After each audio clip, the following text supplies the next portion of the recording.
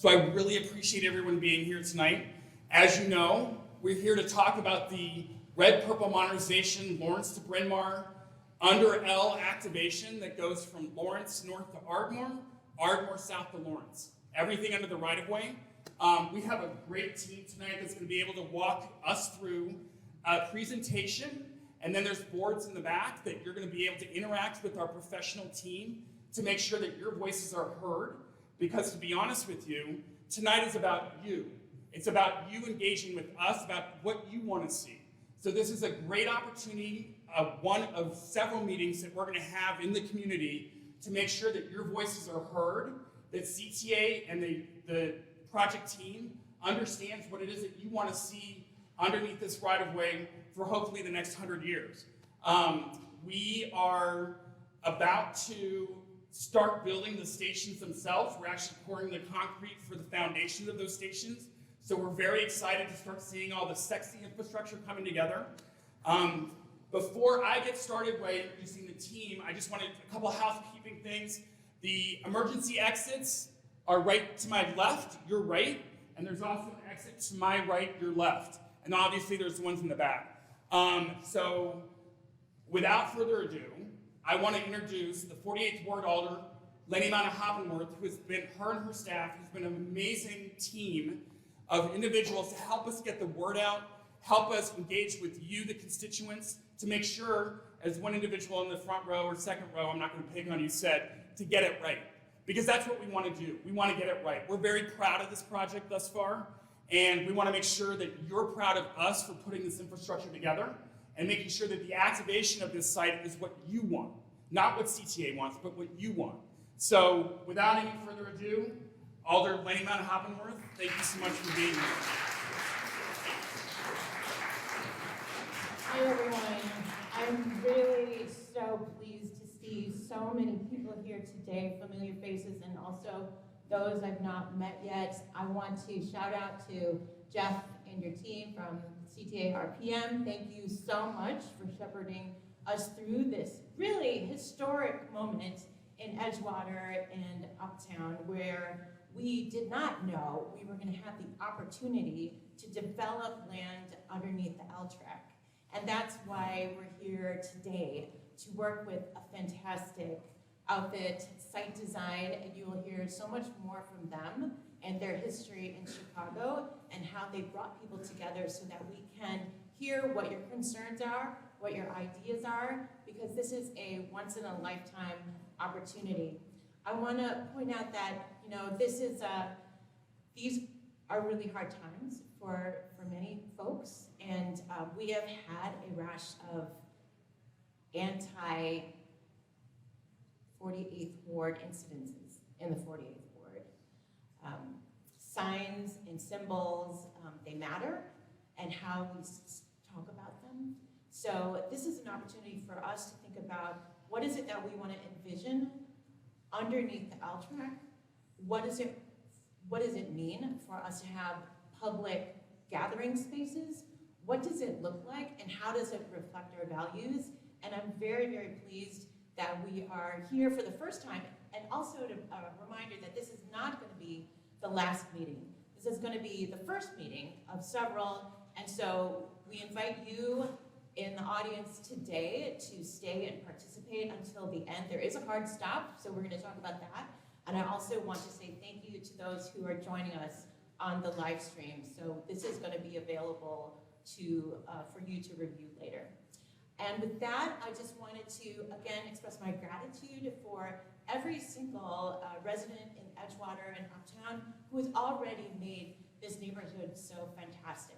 So whether you are a Block Club member or a member of the Edgewater Historical Society or a member of the Chamber of Commerce, a small business owner, a resident, or somebody who just uses the L, you know, to get to and from to work, we want your opinions right now, and it matters. So thank you for being here. I'm excited to hear what we have in store today. Thank you again. Thank you, Alderman. So we want to get this started really quickly, so I'm going to introduce to you the person that's going to be leading this presentation tonight. Her name is Emily Ryan, and she's the project manager for CTA that's leading the project on this initiative. So without any ado, this is Emily Ryan. Thank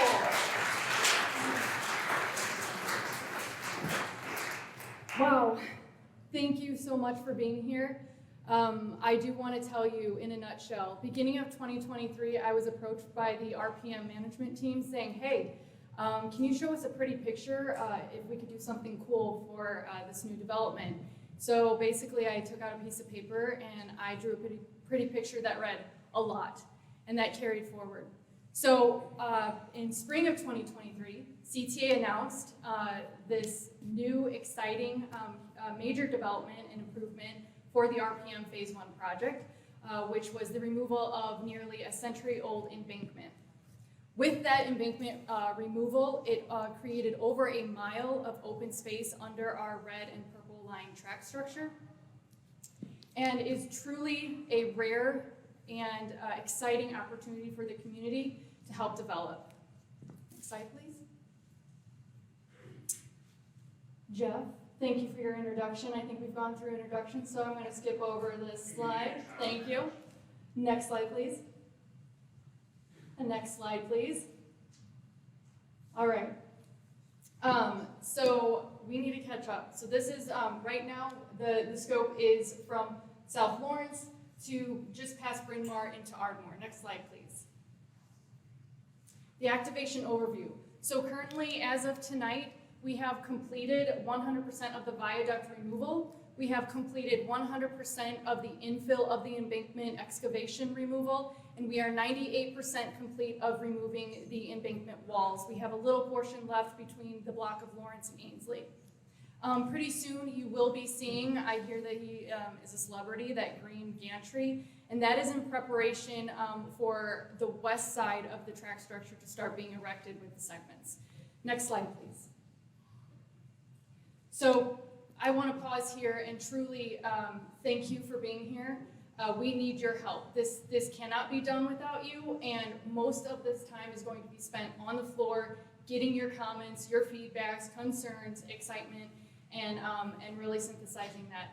But I do want to go over that this is a rare and historic opportunity to create vision for more than a mile of new open space under the CTA track. We are absolutely, truly holding and want an interactive community engagement with this initiative. And what Site Design will do, which we will introduce, is they're going to help articulate that blueprint for the block-by-block vision and framework that will benefit the community and also respect what CTA has to do in order to protect and maintain its track structure. Next slide, please. Next slide. So for you, this is more of a reacquaintance for most of you, I suspect, but for you who aren't familiar with the track structure, a couple of fun facts for you. It has 1,555 segments. The caissons or columns that it sits on go 65 feet below the ground. It does have, it hovers around 14 and a half feet above the ground. And let's see, if you would add the west and east side lengthwise, it's about 3 miles of new track structure. Next slide, please. With that, we do have some real site constraints. So what we want to do is be fully transparent. There are a few restrictions of what we can do under the L block by block. Those constraints are primarily we need to maintain access for our, to maintain the structure, so our equipment that is typically used for CTA maintenance. We are not going to be attaching anything to the structure, and this is to alleviate the structure breakdown. We also have a very intensive underground stormwater management system. We are fully 100% contained, and that is like a jigsaw puzzle, if you picture that underground. And then because of overhead obstructions and adjacent buildings, it does limit sunlight, so therefore the landscape options are also limited to that. Next slide, please. We do want to be transparent and let you know that we are also aware of the safety and security of this initiative.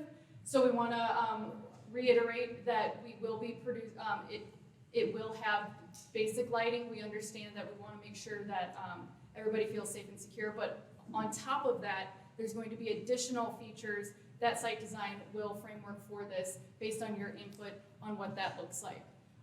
We are going to be paying attention to sight lines, or basically not creating dark holes that, that create, security questions. We also have ongoing coordination with the Chicago Police Department, the social services agencies, and your alder people. We are in close contact with them. I do want to also pause right here. We will get your comments. There are multiple ways to get your feedback tonight. So please, if you don't feel like you were fully heard tonight, or you forgot something, go home. Go on our website. We always have that available, which Jeff will reiterate at the end of this presentation. So tonight is not a one and done deal. We have 3 more meetings, but that is to carry this and develop it forward. But like your alder person said, we are here to listen to you, and this is not the beginning, or this is not the end. This is the beginning of multiple meetings and interactions with you to get this done. Next slide, please. So I do want to go over what Site Design, which I will introduce very shortly, what this initiative, what the first step of this initiative is.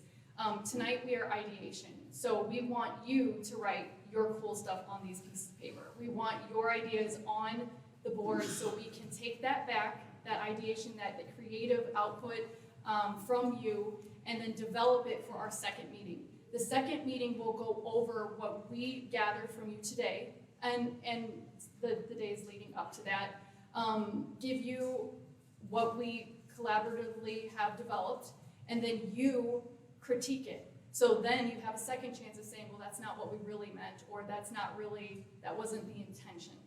After that, we will develop it even further, and the third meeting is to go over that one more time. Our goal is to have a demonstration area in 2025. And then with that, we brought on Site Design at the end of 2023. Site Design is a nationally recognized award-winning firm. They specialize in landscape architecture, urban design, and architecture. They are a certified DB company, and they are located in the Chicago South Loop. And it is my absolute pleasure to introduce their project manager for this, Brenda Kiesgen.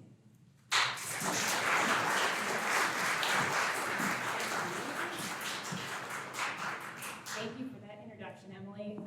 Brenda Kiesgen, I've been with Site Design Group for 17 years, and I do want to just take a quick minute to introduce you to Site Design Group's work, because we're all very proud of it. If you could go to the next slide. So Site Design Group is going on their 35th year, and we have a broad experience working on public places, open spaces, that serve as regional destinations and break down physical barriers. I hope you've all had a chance to visit some of these parks, but we have a lot of experience. One of our projects that we are anxiously awaiting opening is the Obama Presidential Center, and the other 3 projects that we have up here are projects that have taken infrastructure sites and transformed them into regional parks and places of belonging. We took Quarry, working with the Chicago Park District, we took Quarry and transformed that into native plantings and wetlands habitat. We took a rail yard and created a neighborhood park for Pink Tom that serves as a Chicago-wide destination and a home to the Amazing Race. That's a nice little way we like to claim that park. And also redeveloped the Riverwalk in the Loop. If we can go to the next slide. But beyond our capital big projects, we also have a really big passion for working with community and with government partners on those quick wins. Those big capital projects can take anywhere between 3 to 10 years to materialize, but these projects that we have up here took on maybe 6 months. So we do have a big passion for developing vacant lots and creating places for gathering, for artistic expression, for community identity, and placemaking. Next slide, please. So I want to reiterate that we are at step 1 here. We have a blank slate. We come with no preconceived notions of what this site can be. And so I want to just reiterate that we're here to listen to you. And I want to run through a little bit of our design process so you feel comfortable in how we are looking at the site and how that's going to inform the design moving forward. Next slide.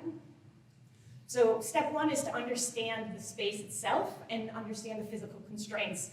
So we're working with a 60-foot wide corridor, like Emily said, about a mile long, and understanding how that track structure and adjacent buildings make that space feel and the space it provides. So as moving from north to south, we have 2 sets of columns and 2 sets of tracks, but as you move south, if you could go to the next slide, we jump to 3 sets of columns and 3 sets of tracks. And so all of that is going to affect sunlight, the way you move through the site, and the view corridors. And that's going to influence our design on how much planting we can provide and how we create the circulation paths and making sure we don't create any of those dark areas, like I mentioned. So next slide.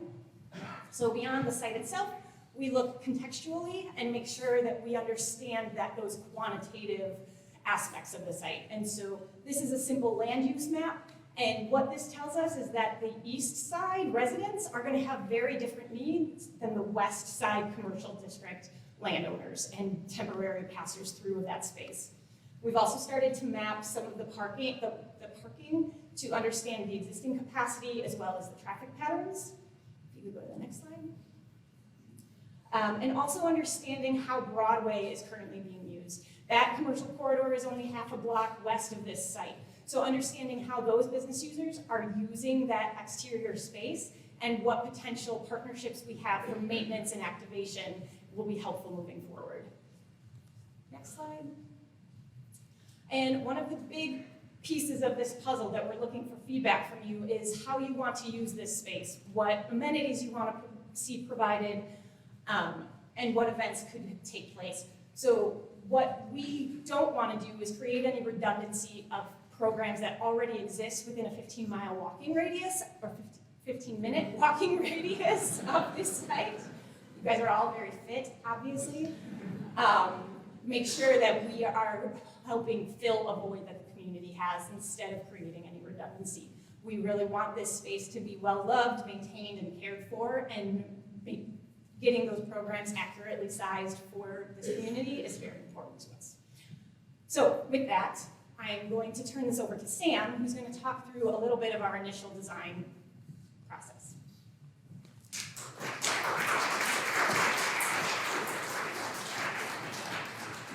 Thank you, Brenda. All right, next slide, please. So as part of our design process, we always research other projects, right? So we research the projects both within America as well as around the globe to study designing solutions for the under-track space. And today we have included 5 precedents here in today's presentation. Next slide, please. This first one, the underline in Miami, Florida, we looked to this project for its various ideas on programming possibilities. This design reimagines the space underneath Miami's elevated metro tracks. It provides improved pedestrian and bike path that connects to different public nodes. It also, next slide, please. It also creates public open spaces with different amenities.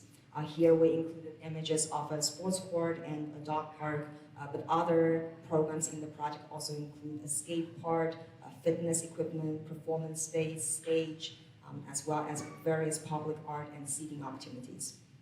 Next one, please. I-5 underpass activation in Seattle, Washington. So this project is especially relevant to our site in placemaking strategy that celebrates cultural identities. The design team of this project worked with the Seattle Chinatown community to identify the needs for their underpass space.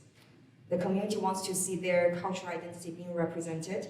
They also want to see improved safety for the site, as well as more robust programming to activate the space. Here in this rendering, you can see culturally significant color palette is employed to different site features. Enhanced lighting renders the space safer and more pedestrian friendly. And for site activation, on the right side of the rendering, you see a food truck plaza with seating and gathering space, as well as some play features that really makes the site a destination. Next slide. Here's a plan diagram showing the extent of the development. So we have a northern and a southern portion, as well as the pedestrian, improved pedestrian connection in the middle. Here again, taken inspiration from cultural images, a curved pedestrian path is created with a ground painting of a school of fish representing wealth and prosperity. Next one, please. And this next project, Ottawa Children's Park, is located in Tokyo, Japan. This site is similar to ours in the sense that it also has buildings on both sides of the elevated tracks. The project is located within a residential area in Tokyo. The linear park underneath the elevated railway includes 3 zones: a garden zone, a wellness zone, and a play zone.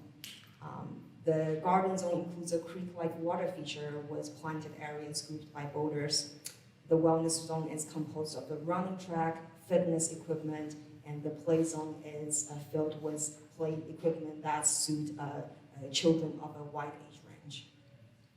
Moving on to the next president, underground ink block in Boston, Massachusetts. We looked at this project for its stormwater daylighting strategy as well as site lighting strategies to improve safety.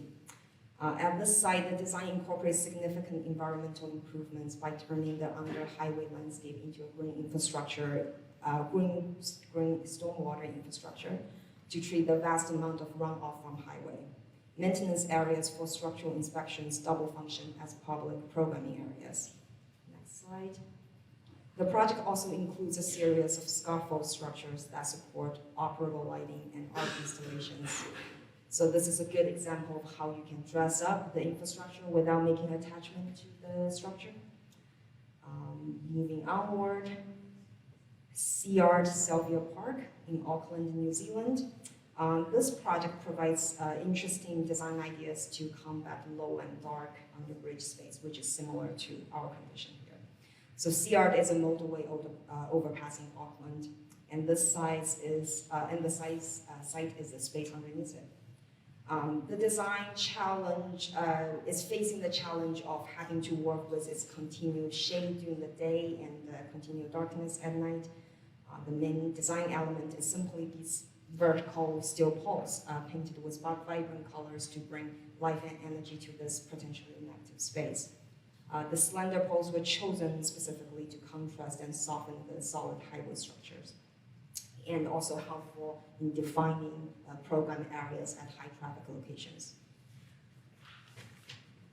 Moving forward, next slide please. So this following pages where we prepared you some mood boards. So there are mood board type images outlining the 3 main directions of the look and feel of the space we think is suitable for the project. So each direction embodies a quality of the space and certain kind of mood.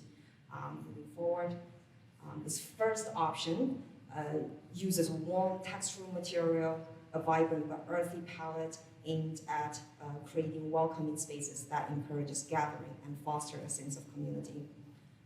Next slide, please. And the second option places its focus on creating a natural environment, so pulling materials like stone and wood, while also integrating nature-focused features like bioswale and native plantings. Next slide. Option 3 here provides a framework canvas for a variety of active uses, and also integrate many artistic elements sourced from local artists. The program focuses on activities such as sports, play, winter activation, while the canvas affords space for sculptures, lighting, light installations, and large-scale murals. And all of these images you're seeing will be available on the boards as well. And later on, once it get to the voting session, we'd love to hear your opinion on which one you prefer. Next slide, please. All right, so this next section we're moving into is layout conditions. In order to facilitate our next step of design work, we prepared you some high-level layout diagrams showing 3 potential conditions within 1 block, right? Moving forward. So condition 1, I want to start with the plan on the right. Here, I just want to point out that throughout these 3 conditions, you're going to see pink is representing the multi-use path in the middle, orange is the program areas, and blue indicates where the parking is. Okay? So condition 1, this one we're looking at, provides a multi-use path connecting different blocks. Here we located the larger program areas at the ends of the block, the orange bubbles there you see, and the smaller program areas by the commercial mixed-use side located on the west. Parking, to the extent that's included, is located along the residential alleyway in this condition. To pair with the plan, we also have 2 sections for each condition. One is cut at the end of the block on the top there, section A, and one is mid-block in the middle, section B. So you can already see how within these two sections, the alley access is different. These sections are also helpful for you to see how different programming components organize in relationship to its surrounding context. In terms of pros and cons of this condition we studied, this one provides accessibility and visibility to the larger program spaces. Also, by utilizing the residential alleyway for parking access, this allows good separation in pedestrian and vehicular traffic. And the con is by locating the parking on the east side, it minimizes the programmable spaces for the adjacent residential buildings. Next slide, please. Condition 2, different from condition 1, looked at having consolidated program areas at both ends of the block while concentrating all the parking in the middle. So this condition maximizes visibility for all active spaces. And by concentrating parking in the middle, this allows the most clear pedestrian and vehicular division. It also provides programmable spaces for both the residential buildings on the east and the commercial mixed-use buildings on the west. However, the con is it does create disconnected programmable spaces. Next slide, please.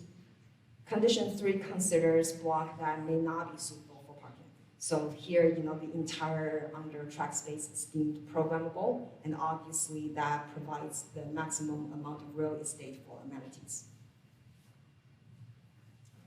Thank you.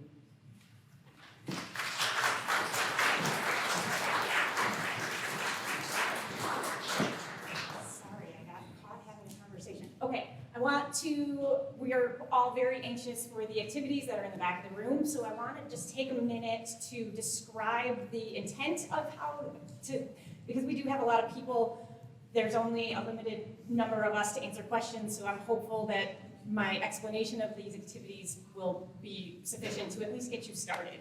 If we could go to the next slide. Hopefully everybody has received a survey form. It's double-sided. This offers you the opportunity to provide anonymous feedback. So, any additional thoughts that we've missed, please put them down so that they're memorialized and tallied after this conversation. We have more in the back if you run out of space or if you haven't gotten one. There is also a box that we're collecting them before you, if you could drop them off before you leave. Go to the next slide. So a lot of the images that you're going to see on the boards should look familiar from what you've seen in the presentation. So this is our mood board. You're going to be given 1 sticker to vote on your preference of material, texture, form, your favorite mood, and how you would like to see the space, the aesthetics of the space. If you go to, that's a very simple one. So some of these boards are very simple, yes or no preference boards, but if you have additional thoughts, you can write them on sticky notes. I will say that we've heard that the sticky notes are falling off the boards, so if you could just hand them to somebody with a red shirt, name tag, or a black rabbit shirt, that'd be helpful. We don't want to lose any of them. Next slide.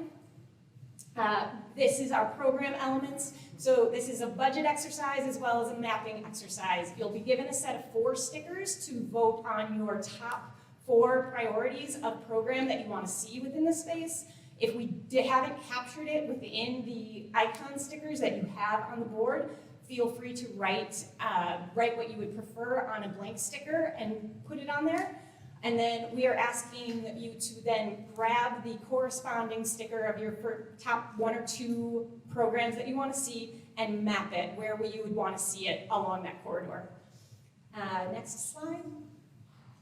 This is a site relationship. So this is very quickly trying to understand a heat map of how this corridor is going to be used. So we're asking what your most frequent access point to this corridor is going to be. Next slide. These are the layout conditions. So that's what Sam just kind of went over of the different ways that these blocks can be configured. We've got a set of 3 questions that we're asking you to answer in response to each of those layout options. So, and they all relate to parking, the program, and how the spaces are going to be used and how you'll move through the space. Next slide, please. And then this is a very long stretch, so it's very difficult to see on some of these boards. We've got 2 40-scale roll plots that have the aerial and the track overlaid. If you want to see anything in greater detail, express any concerns about specific developments or concerns that you may have. We have sticky notes. They should stick to that board. But if not, again, please just hand them to somebody in a black or red shirt. And with that, I'm going to turn it over to Jeff. Thank you, Brenda. A round of applause for site design, please. That was awesome. Thank you so much. So that basically concludes the presentation part of this meeting and the Facebook Live part. So thank you, Facebook Live people.